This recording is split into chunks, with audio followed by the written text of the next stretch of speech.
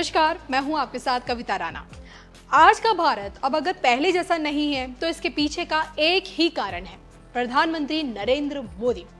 इन दिनों सोचिए, देश के अंदर और देश के बाहर चारों तरफ मोदी की जय जयकार हो रही है। आप इसे पीएम मोदी की 54 वर्षों की राजनीतिक तपस्या कहें या फिर समाज सेवा के प्रति उनकी ईमानदारी।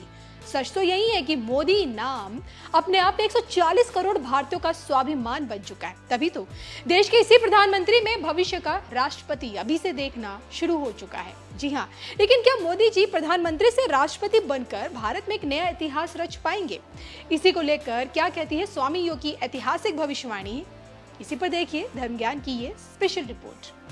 मोदी जी का जो मंगल महादशा है उसके तुरंत बाद उनकी राहु की महादशा लगेगी और इस वजह से ही हम 2027 के आसपास जब कह रहे हैं कि जो नेतृत्व परिवर्तन होगा तो वो नेतृत्व परिवर्तन 2029 के चुनावों में मोदी जी पीछे की तरफ पावर में रहेंगे। दुश्मनी के बीच भी पाकिस्तानी संसद में मोदी नाम की माला जपी जा रही है। पाकिस्तानी सांसद खुद की सरकार को पीएम मोदी से सीखने की नसीहत दे रहे हैं। सांसद गौहर अली खान मोदी नाम का जाप करते हुए पाकिस्तानी हुकूमत को आईना दिखा रहे हैं। इंडिया का मिसाल ले ले जनाब स्पीकर। इंडिया में बाकी चीज़ों के साथ साथ मोदी ने अनाउंस किया था कि हम 10,000 मेडिकल सीट भी देंगे। ऑस्ट्रेलिया ने भी अनाउंस किया था। जनाब स्पीकर, यहाँ आपने health budget, federal budget 54 billion से कम करके 46 बिलियन कर दिया और मेजर प्रोजेक्ट्स आपने ख़त्म किए। जनाब स्पीकर, जो चीज़ें डिस्कस नहीं हुई मैं सिर्फ उसका जिक्र कर रहा हूँ। आर्टिफिशियल इंटेलिजेंस एक इमर्जिंग सब्जेक्ट है। इस हुकूमत के सारे डॉक्यूमेंटेशन में आर्टिफिशियल इंटेलिजेंस का जिक्र नहीं है, जबकि इंडिया के निर्मला सीतारामन ने जो फाइनेंस मिनिस्टर ने 8th बजट अभी पेश किया फरवरी में, उन्होंने 500 करोड़ रुपए अपने आर्टिफिशियल इंटेलिजेंस के लिए रखे। हुकूमत को चाहिए। लेकिन क्या आप जानते हैं कि मोदी नाम का डंका विपक्षी खेमे में भी बज रहा है। जिन चेहरों की गिनती कभी मोदी विरोधियों में होती थी, आज वही चेहरे मोदी की ढाल बनकर उनकी जमकर तारीफ कर रहे हैं। कट्टर कांग्रेसी शशि थरूर पीएम मोदी को देश का प्राइम एसेट बता रहे हैं। खुद ये बात स्वीकार रहे हैं कि प्रधानमंत्री मोदी की ऊर्जा, गतिशीलता और जुड़ने की इच्छा भारत के लिए वैश्विक स्तर पर एक प्रमुख संपत्ति यानी कि प्राइम एसेट बनी हुई है। और दूसरी तरफ ऑपरेशन सिंदूर से हुई भारतीयों की वापसी से गदगद महाराष्ट्र के उप मुख्यमंत्री एकनाथ शिंदे मोदी चालीसा पढ़ रहे हैं। अब तो सोचिए, शिवगिरी मठ से भी पीएम मोदी की तुलना महात्मा गांधी से हो रही है। मठ के प्रमुख स्वामी सच्चिदानंद महाराज को पीएम मोदी में महात्मा गांधी जी की ईमानदारी, महात्मा गांधी जी की आदर्शों की शुद्धता, महात्मा गांधी जी की आध्यात्मिक गहराई और महात्मा गांधी जी की अनुशासन के गुण साफ साफ नजर आ रहे हैं। और इन सब को देखते हुए क्या अभी से कियास लगाए जा सकते हैं कि आज के पीएम मोदी भविष्य के महामहिम होंगे? अभी तक देखिए, भारत के इतिहास में ऐसा कोई राजनेता नहीं है जो प्रधानमंत्री और राष्ट्रपति दोनों के पदों पर आसीन रहा हो। भारत को अब तक 15 राष्ट्रपति मिल चुके हैं, जिसमें वर्तमान राष्ट्रपति इस वक्त द्रौपदी मुर्मू हैं, जो देश की 15वीं राष्ट्रपति अभी बनी हुई हैं, और 15 प्रधानमंत्री भी देश को मिल चुके हैं। अब सोचने कि आजाद भारत के इतिहास में पीएम मोदी इकलौते ऐसे प्रधानमंत्री हैं जिन्हें जनता ने 3 बार देश की सत्ता सौंपी। और पीएम मोदी ने खुद के 54 वर्षों के राजनीतिक करियर में एक चाय वाले से प्रधानमंत्री बनने तक का सफर तय किया। और ऐसे में पीएम मोदी की नियति में और क्या कुछ होना लिखा है?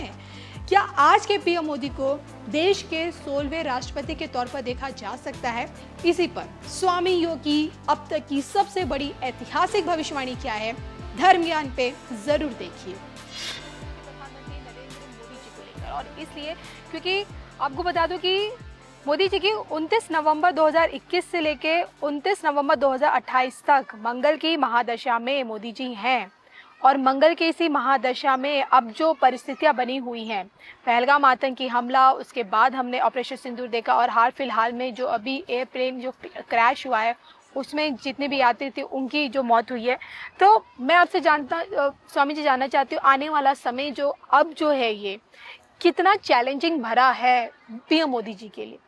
मंगल की जो दशा मोदी जी के जन्म कुंडली में है, मंगल अग्नि तत्व से जुड़ा हुआ ग्रह हम देखते हैं। और वर्तमान के जो 51 दिन वाला योग बना हुआ है केतु के साथ, उसमें भी आप देख रहे हो कि हर तरफ से अग्नि प्रधान बातें आपको दिखाई सुनाई देंगी। मोदी जी का जो मंगल महादशा है उसके तुरंत बाद उनकी राहु की महादशा लगेगी। और इस वजह से ही हम 2027 के आसपास जब कह रहे हैं कि जो नेतृत्व परिवर्तन होगा, तो वो नेतृत्व परिवर्तन 2029 के चुनावों में मोदी जी पीछे की तरफ पावर में रहेंगे, ऐसा गिनती है। और मेरा एक एपिसोड मैंने एक कैलकुलेशन ये भी दिया कि ये भी संभावना बन रही है कि मोदी जी राष्ट्रपति चुनाव के लिए निकल जाएं, राष्ट्रपति, और योगी जो है प्रधानमंत्री बने। और उस वीडियो पर मेरे बहुत मतलब जब मैं कमेंट्स पढ़ रहा था तो लोगों को भी एक ऐसी चाहना है कि मोदी जी संन्यास न लें राजनीति से जी। और मोदी जी किसी भी तरह से राष्ट्रपति पद पर रहें और योगी रहें। उससे फायदा क्या होगा, जैसे पुतिन है राष्ट्रपति रशिया के, पहले वो प्रधानमंत्री थे, प्रधानमंत्री के कार्यकाल में उसकी जो सीमा समाप्त होती है फिर वो राष्ट्रपति बनते हैं। एक नेतृत्व जिस राष्ट्र को 15-20 साल तक कंटिन्यूस मिलता है तो वो राष्ट्र समृद्ध होता है। आज भारत कुछ भी कह लो, हम चौथी तो सत्ता है आर्थिक। आज जो लोग साइकिल चलाने के देश में मतलब कैपेसिटी में नहीं थे वो मारुति गाड़ियां चला रहे हैं, ये हम देख रहे हैं, ट्रैफिक देख रहे हैं, हम प्लेन में देख रहे हैं। जिन लोगों की इकोनॉमी डाउन थी वो प्लेन में भी घूम रहे हैं, तो देश बढ़ तो रहा है। तो अगर नेतृत्व 10 साल तक और भी स्थिर ये रह जाए, हाँ उसके थोड़े बहुत प्लस माइनस सब में होते हैं, ऐसी कोई बात नहीं है कि 24 कैरेट गोल्ड होगा जी। लेकिन एक स्थिर नेतृत्व इस देश को बहुत मुझे लगता है कि विश्व स्तर पर गुरु स्थान पर लाने में सक्षम होगा, और यही दिशा और दशा देश को भी आगे ले जाएगी और देश का भविष्य भी सुनहरा होगा।